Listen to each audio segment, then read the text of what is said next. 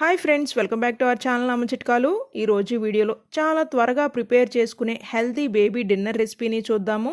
రుచికి రుచి, ఆరోగ్యానికి ఆరోగ్యాన్ని ఇచ్చే బేబీ ఫుడ్ ఇది. తప్పకుండా మీ చిన్నారులకి రెసిపీని చేసి పెట్టండి.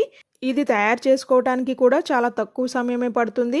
పిల్లలు పాలు ఇష్టంగా తాగనప్పుడు కూడా మీరు ఈ రెసిపీని ట్రై చేయొచ్చు.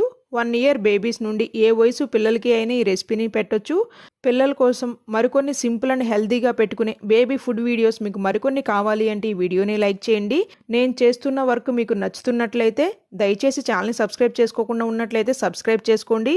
ఈ healthy and tasty baby dinner recipe కోసం ప్రెషర్ కుక్కర్లో 3 టేబుల్ స్పూన్ శుభ్రంగా వాష్ చేసుకున్న బియ్యం వేసుకుందాం.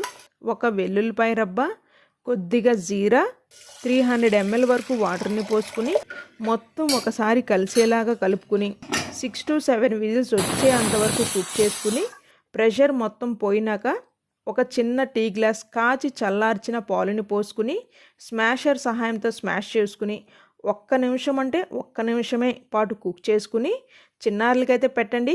ఈ వీడియో మీ అందరికీ ఉపయోగపడుతుంది అని నేనైతే ఆశిస్తున్నాను. వీడియో నచ్చినట్లయితే please do like, share and subscribe.